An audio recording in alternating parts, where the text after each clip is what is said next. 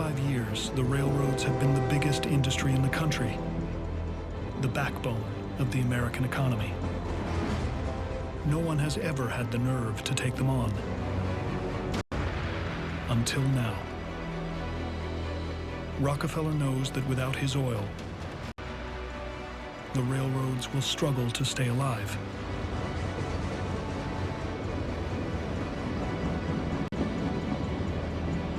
It's a colossal blow to the industry.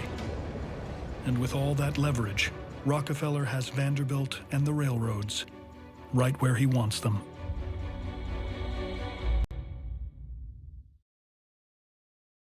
The United States of America is changing like never before. In just a decade, the country has become one of the most advanced on Earth. And darkness no longer means the end of the day.